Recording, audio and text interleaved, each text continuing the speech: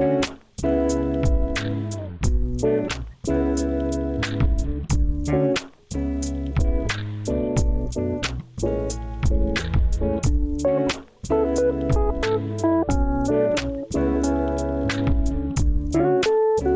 morning, Portage High School. It is November 31st. My name is Senna Conway, and welcome to another episode of INN. This episode is really chunky because over break, our class has been hard at work and could not contain their creativity. So try not to get bored. The first thing that I have to do is send it over to our desk. Thanks, Sana. And now to the announcements. I know it's a bit later, but we haven't had an episode since break, so I just wanted to highlight the drama club and their performance of their fall play, The Witch's Princess. Congratulations on a job well done, and thank you for all those who came to show their support. The music department's winter music concerts will be on Tuesday, December 5th and Tuesday, December 12th at 7 p.m. in the East Auditorium. The following classes will be performing during the first part of the concerts: concert and symphonic bands, concert choir, cantabile, and the choraleers, and symphonic and the orchestra classes. They will be performing on December 5th. The second part of the concert will be on December 12th, and more information will be coming as that date gets closer. If you know anyone in the performing classes, come out to show your support and get your tickets online at portageperformingarts.ludus.com. Lastly, something cool that will be coming in the 2024-2025 school year will be a one-semester musical theater class that will be taught by Mr. Dollins. Unfortunately, class of 2024 seniors don't get this opportunity to take the class because they like to save all the cool stuff for when we leave. Anyway, I'm going to send it over to sports.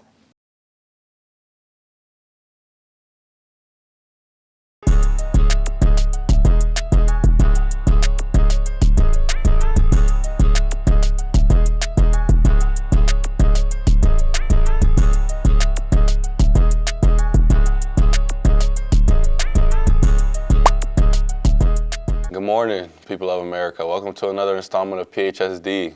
I am your host, Jalen Johnson, and my partner, Pat, will be on here later with a trivia segment with the boys basketball team. So make sure you stay tuned for that.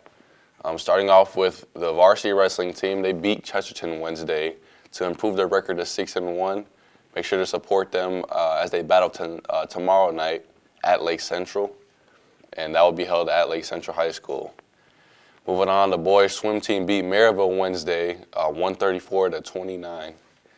She's first place finishers were Michael Rivera, Gibson Kelly, Robert Contretevixis, sorry for the mispronunciation, David Vega, and my boy, Monty Cunningham. Shout out to him, he's a dog. The girls swim team also beat Maryville, 136-35. First place finishers were Grace Scallon, Avery Maynard, Macy Daniels, Aiden Edwards, Haley Wilson, Hannah Smith, Pamela Young, Alexis Salinas, Grace Four, McKenna Kretz, Bella Flores, Jackie Wozniak, Cece Janes, and Tatum Hadley. Congratulations to all the first place finishers and the whole team. Keep going strong. On to the girls varsity basketball team. They beat Hobart on Wednesday. Final score being 54-41. They're currently 3-1 and take on Michigan City tonight in hopes to go 2-0 in the DAC, which is their conference, obviously. And moving on to boys basketball, they beat Boone Grove last Saturday with a final score of 73-44, and also play tomorrow night, at 2:30 at home against Hobart. So make sure you come out and support, as it is the home opener, first home game of the season. And in other news, there was a huge return at Survivor Series. CM Punk came back, and also Randy Orton did, which is huge because CM Punk is the best in the world. Now I'll be moving on to Pat's segment with the boys basketball team, featuring me. So, hello and welcome to another episode of PHSD. I'm here with Jalen Johnson, number 24. Rest in peace, Kobe Bryant. Rest in peace, Cinco. Okay.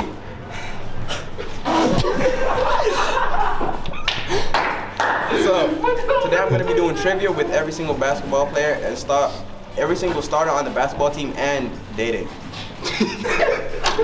And it. That's dead. What can I say? Come on, man. I got things to do. Let's go. Okay, so who has the most career blocks in the NBA? I'm gonna guess Kareem Abdul-Jabbar. Bill Russell. Kareem Abdul-Jabbar. Who has the most turnovers in the finals? Most turnovers in the finals. Oh, Steph Curry. Wrong, LeBron James. In one series, That can't be right. In one series, who had the most steals? Most steals in the series, like a playoff series. Yes. LeBron, I guess. No, Isaiah Thomas. Say Thomas. Yep. Thank you. I'm here with Omari Evans. Amari. So I'm going to be asking you some trivia questions. So, name one out of two teams who had the most MVPs awarded. The Celtics. You're right. What NBA team was the first to win 70 games in one season? Golden State. Chicago Bulls. Okay. What team hired a woman on the coaching staff? First. Yeah.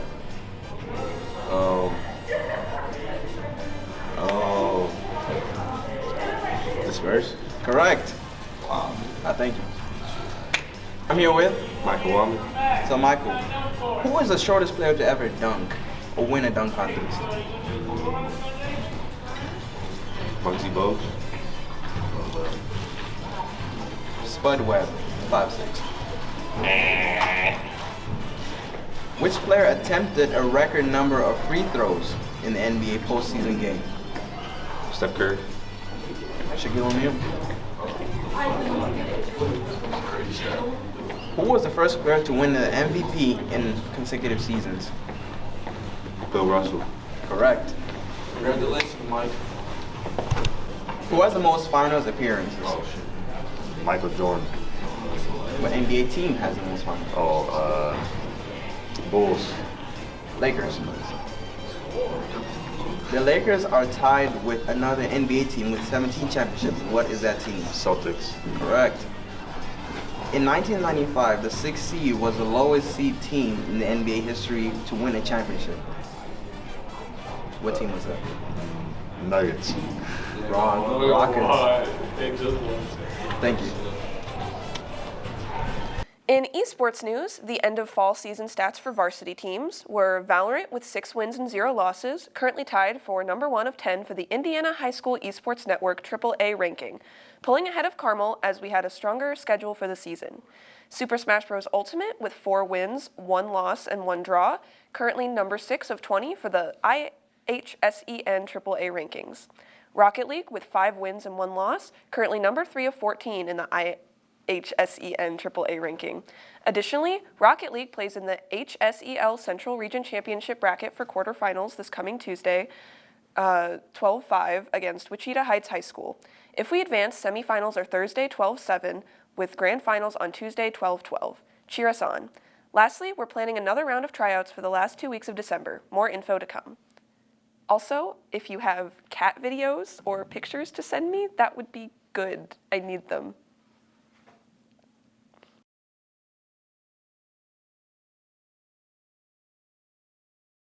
Have you ever wanted to play a game that has a plumber, a princess, a fat turtle, a cloud prince, and a spirit that takes control of a doll? Well, there's a game for that called Super Mario RPG. Super Mario RPG is a game made for the Nintendo Entertainment System, also known as the NES. Mario RPG came out on March 9th, 1996. It is known as a cult classic, and I guess Nintendo knew that because they came out with a remake of this game just last month on November 17th. We have classic characters such as Mario, Princess Peach, and Bowser, and some new characters introduced just for this game, such as Croco, Mallow, Geno, and a lot more. The comedy is actually pretty funny and did get some genuine chuckles out of me. The new updated graphics and cutscenes are really pretty and fun to watch. The remastered music is pretty good, but there's a setting that lets you enable the old music from the original game, and I had that on just to hear this banger.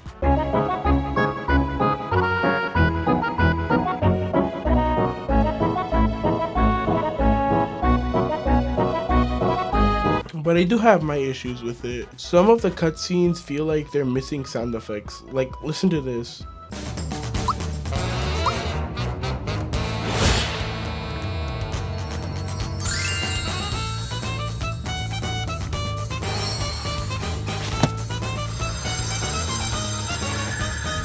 And you can't skip through dialogue you've already read through, which can get really annoying. And plus, I'm not really an RPG guy, so I find the combat to be really repetitive and boring sometimes. But if I were to rate this game, I'd give it 7 stars out of 10.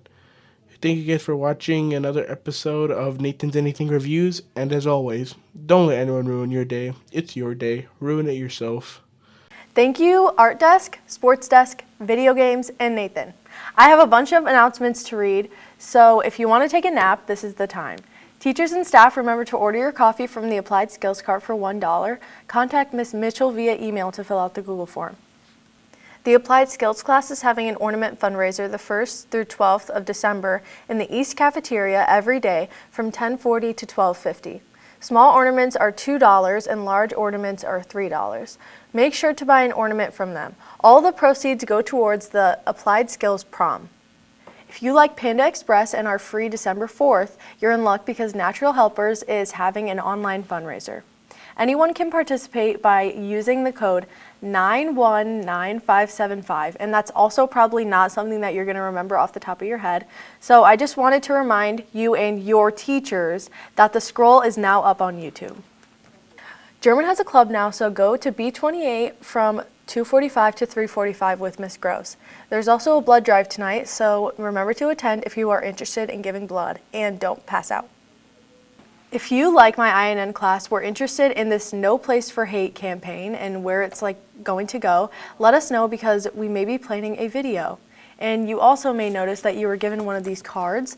So the deal with these is that you sign your name at the bottom to show that you agree to uphold and model the 5 critical values, and they're gonna hang it up in the hallways or something. They don't tell me anything. Now I'll send it over to my interview with the Porter County Career Center.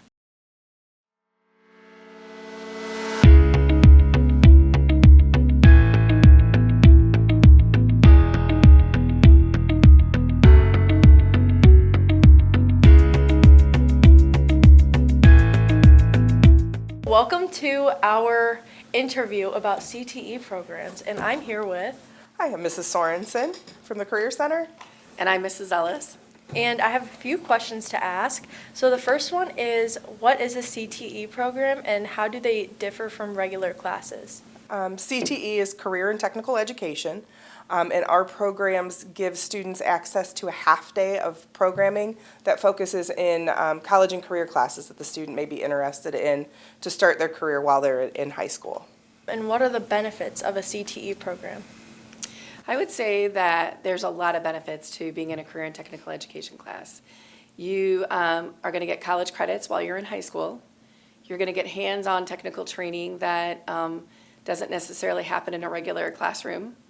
You know, in automotive and diesel, you're working on, automotive engines and diesel engines. And our health classes, there's hospital beds, and our dental class, there's dental chairs. And so there's the book and the hands-on portion to that, as well as receiving industry-level certifications. Our fire and rescue program, they get their hazmat cert and fire 1 and 2 certificates. Our health science 2 class, they get their certified nursing assistance license.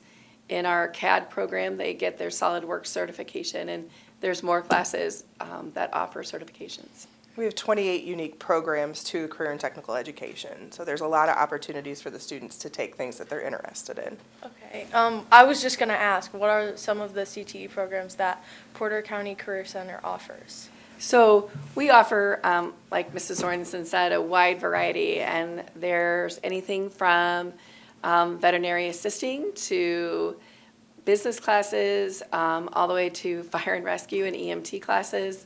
We have construction technology programs that build houses, and education classes for older kids and early education classes for littles, and anything and everything in between, including criminal justice, different law classes. So if you have a career interest, we probably have a class for you. And how can a student improve their chances of getting into a CTE program? Students can improve their chances by working on their grades, getting the best grades that they can, and attending school every day. Attendance is a huge importance to what we do, since the students meet with us for 3 mods. missing a mod with us is like missing 3 consecutive English classes. So a student is better prepared by being in attendance every day. Where can students learn more information about CTE programs? They can go to our website at pccte.org, and they can come to, we have open houses and information fairs that are kind of coming up for that. I will be in the cafeteria to answer any questions on December 5th during lunches. I think I'll be in the North Commons. And then we have an open house on December 7th where students can go to the site, see the teachers, actually interview the teachers to see if the expectations of the class meets their needs. Then we have a second open house on January 25th that will allow them to go look at a different class. Because it's really important that they go to the open houses because they are with us for 3 mods. We will make up 3 of their grades in high school. So if they don't choose wisely, it can really affect their grade point average. And we don't want that to happen either. Right. We see kids have a great time in our classes because they're in the class, that they love what they're doing, they're excited about it. And when we see kids struggle, it's because they're not in a good fit for themselves. Can you list some like specific dates of importance that are coming up? Yep. December 5th, I'll be in the Commons again. December 7th is the first open house, and January 25th is the second open house. We have an application that needs to be completed online at the pccte.org website, and the deadline for that is the first Friday in February, which I believe is February 2nd. And is that website that you just said like the main website Yep. where people It can is. learn everything? Yep.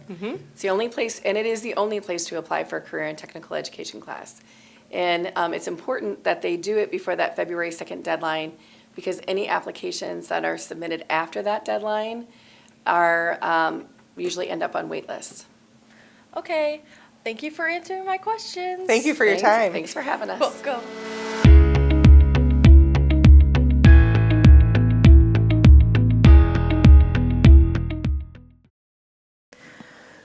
Also, Aiden took over my idea, but it's okay because I didn't really like doing it anyway. Also, he might be planning a retirement from birthday songs, and I know that we wouldn't want to lose the INN rapping segment, so express your frustration to Aiden, not me. Also, I don't even really know because they don't tell me anything. Now it's time for it goodbye, and also he told me to tell you that it's called Make-A-Wish. Hey.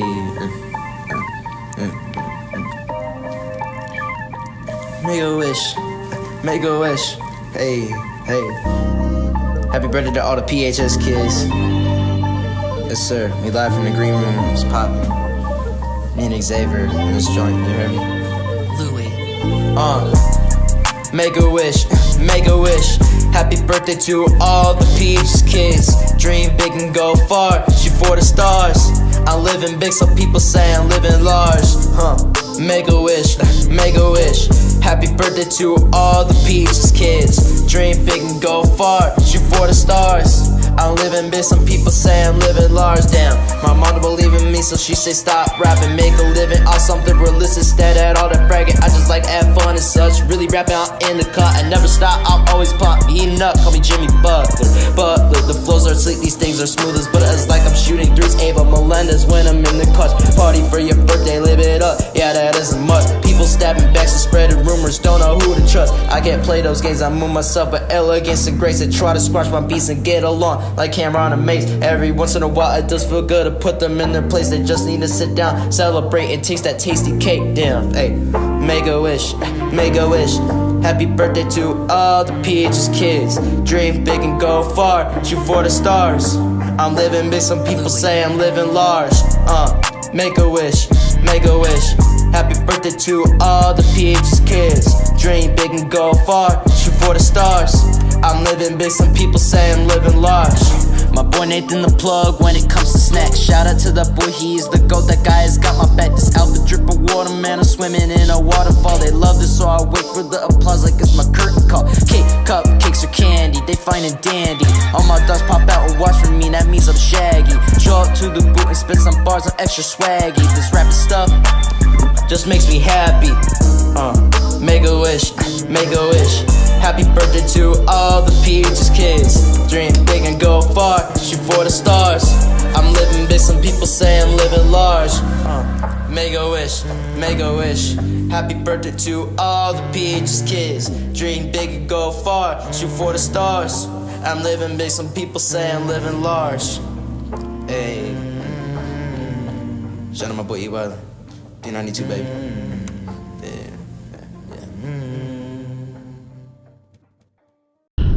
It's too cold to light a candle, so just like imagine that. It's fire on here and I'm blowing it out. Okay, that's the end. Okay, that's the end. Thank you for watching INN. Remember to tune in next week for a new episode, and if you're at home, watch us on YouTube. Okay, now it's time for Aiden's Internet Culture segment, part 2 of the Jody Newby feature.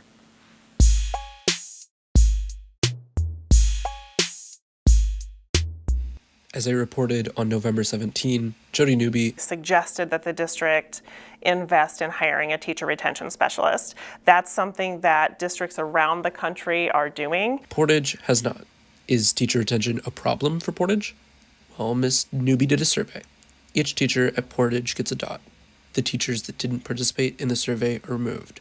74.5% of teachers at Portage considered leaving their job within the past year. They've been colored in yellow. May I briefly quote from your thesis? Oh, please. Okay. A slogan often touted by well-meaning supporters of teachers is, teachers don't teach for the income, they teach for the outcome. This slogan, however well-meaning, contributes to widespread acceptance and normalization of low salaries for teachers. While it may be true that teachers probably did not go into education hoping to become wealthy, they probably did hope to at least earn a comfortable living, and this is often not the case. For example, one teacher at Portage High School in Portage, Indiana, who prefers to remain anonymous, is a single mother of 2 teenagers. On her teacher salary, she qualifies for government assistance with food and other necessities, and her children qualify for free and reduced lunch. Teachers' salaries are notoriously low in comparison with those in fields requiring similar educations. So that's horrifying to think. It's not just here. I just want to make sure that that's clear. I mean, we have it better than many districts and many people around the state. This little pocket of Northwest Indiana we're a little better off than a lot of downstate schools. A lot of rural schools have significantly lower salaries than we do. So I certainly don't want to come across as like all bad by any means, but Indiana ranks last in all 50 states for teacher raises. That was at some point in there.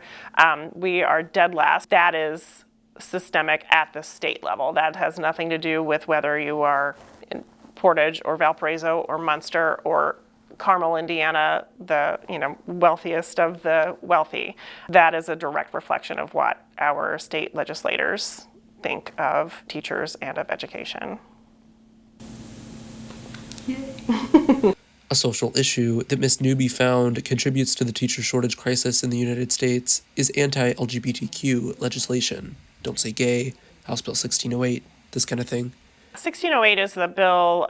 Part of it includes the language that drove everyone crazy at the beginning of the school year of,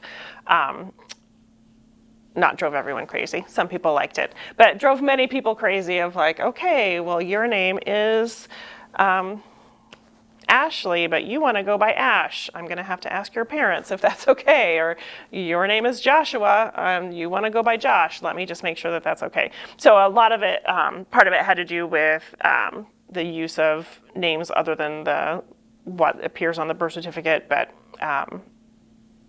really the larger issue was gender identification. If we have a student who asks to use pronouns other than those that match what they were born with, then parents must be notified. I quote from her thesis.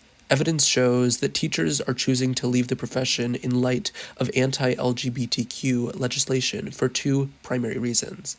Either they fear legal repercussions if they inadvertently disobey, or these laws are so vehemently at odds with their values that they do not feel they can continue in the educational environment. This is House Bill 1608.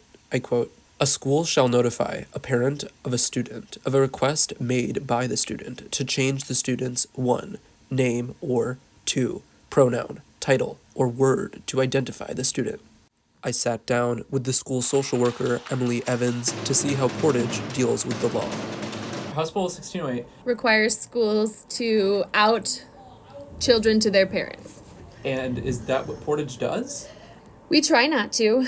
We've put a couple things in place to avoid targeting one specific group of vulnerable students. So the way Portage has chosen to address this specific bill, you're actually talking to the person who wrote the policy on it. We will notify every single person who requests to go by a name that is not the name that is written on their birth certificate. If a kid is trans and they're socially transitioning using a different name at school, Portage Township Schools has to notify their parents and then send them home to a potentially dangerous situation? So that is the way that the bill could be put into practice if done irresponsibly. Before we do any notification, teachers were required to explain the repercussions of requesting to go by a different name. So every teacher was supposed to explain to their students that if they request to go by a name that's not on their birth certificate, then admin has to be notified and admin will notify the parent. So there are a number of students who did not request to change their name, but requested to be referred to as only their last name. So if a student is going to potentially be placed in an unsafe situation at home, a lot of those students just elected not to go by their chosen name, which is not the solution because it still results in dysphoria and like negative mental health consequences. So if you don't want us to notify your parent, you can request to go by just your last name because just your last name is on your birth certificate. That's an alternative that is, would be safe and not ideal as you. Yeah. Thank you. Mm-hmm. For some students, that's a dangerous situation, that it's not always safe for them. Some houses it would be, and some not so much.